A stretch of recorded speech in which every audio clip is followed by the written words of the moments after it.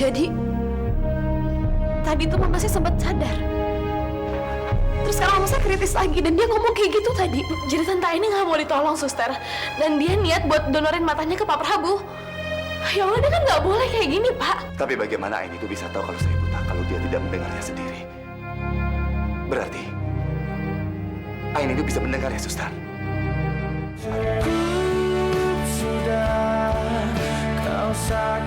Dok, kejadian itu bukan gara-gara saya, Dok. Bu Aini yang memaksa saya untuk tidak memanggil dokter karena Bu Aini tidak mau ditolong, Dok. Kata Bu Aini, biar saja beliau meninggal supaya bisa mendonorkan matanya untuk suaminya, Dok.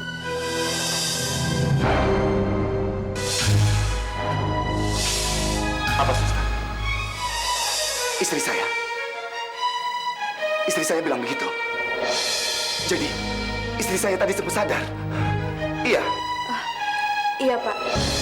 Tadi waktu saya masuk ke ruangan Bu Aini tiba-tiba sadar dan langsung menanyakan kondisi Pak Prabu. Sepertinya Bu Aini tahu kalau Bapak buta dan memastikan ke saya, Pak. Tapi Bu Aini tetap menahan tangan saya. Saya tidak boleh panggil dokter atau menolongnya. Tentu saja saya nggak mungkin memenuhi permintaannya itu dong. Saya tetap mau panggil dokter dan saya coba tidurkan Bu Aini, lalu Bu Aini terbangun lagi dan saya tidurkan Bu Aini. Sudah sempat berhasil dan saya langsung pergi untuk panggil dokter. Tapi ketika saya datang lagi, ternyata Bu Aini sudah jatuh dan terbentur lantai, Pak. Lalu Bu Aini nggak sadarkan diri. Aini.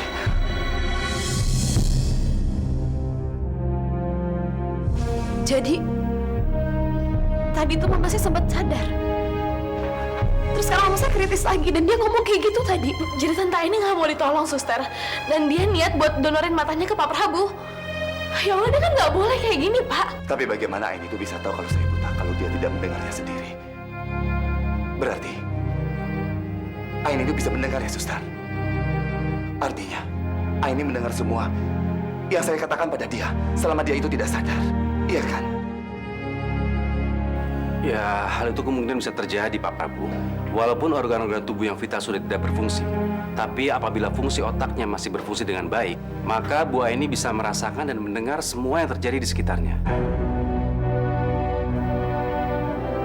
Lalu, sekarang bagaimana keputusannya, Pak Prabu?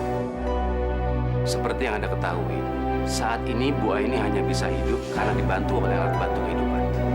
Tapi berdasarkan permintaan Bu Aini tadi, beliau tidak mau diselamatkan. Tapi berdasarkan permintaan Bu Aini, sepertinya Bu Aini sekarang tidak mau ditolong.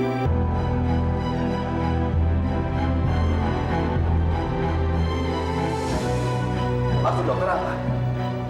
Dokter minta saya untuk mempertimbangkan keputusan saya untuk mempertahankan istri saya supaya selamat atau membiarkan dia mati, begitu?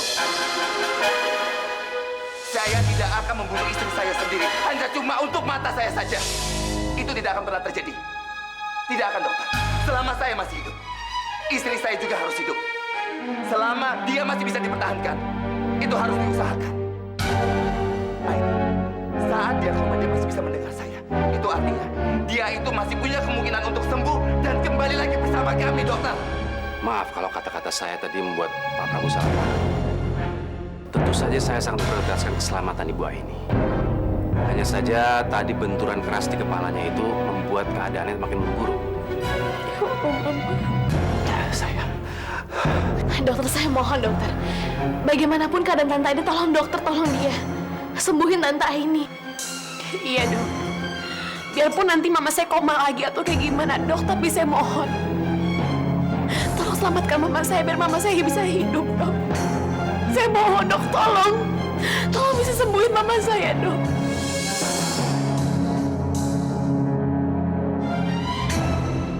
Baiklah kalau begitu. Saya akan berusaha semaksimal mungkin. Kita sama-sama berdoa, mudah-mudahan Bu Aini bisa bertahan.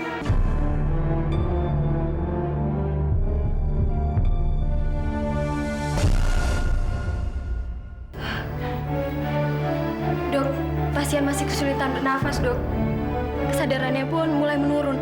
Siapa obat-obatannya? Baik, dok.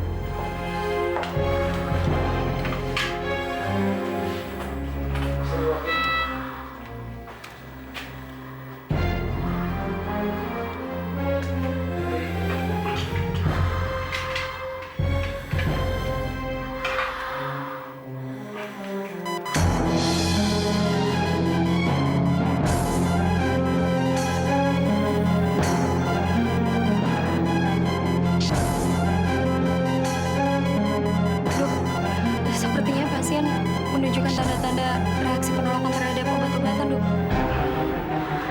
Berikan suntikan penenang.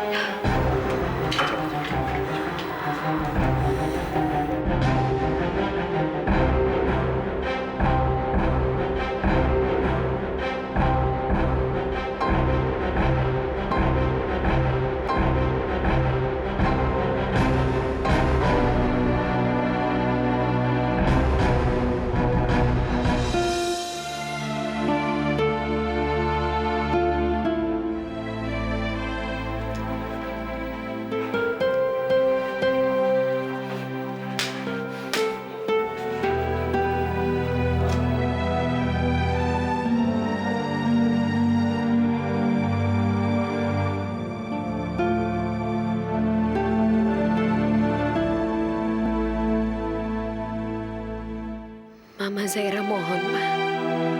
Tolong jangan berhenti berjuang, Ma. Tolong jangan pernah tinggalkan Zaira. Lihat kami semua di sini sedang menunggu Mama. Kami semua berharap supaya Mama bisa terus bertahan. Zaira mohon Mama jangan menyerah dulu ya, Ma.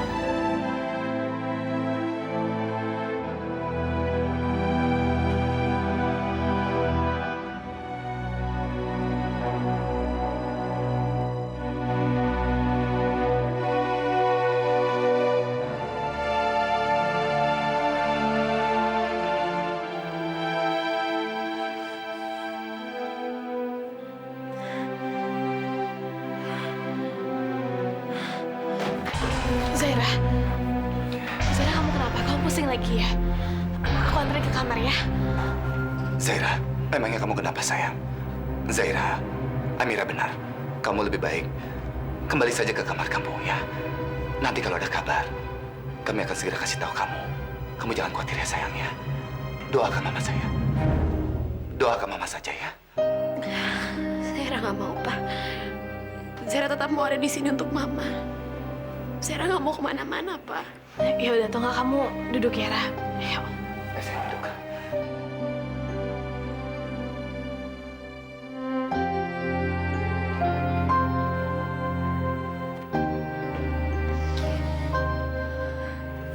Ra, aku takut banget, Ra.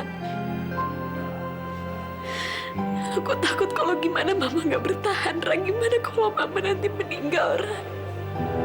Aku takut banget, Amira. Shh, Zaira. Kamu jangan ngomong kayak gitu dong, Ra. Jangan berpikiran macam-macam kayak gitu. Sekarang ini kita serahin aja semuanya sama Allah ya, Ra. Kita berdoa buat mama kamu. Ya. Berdoa ya. Iya sayang. Saya berdoa.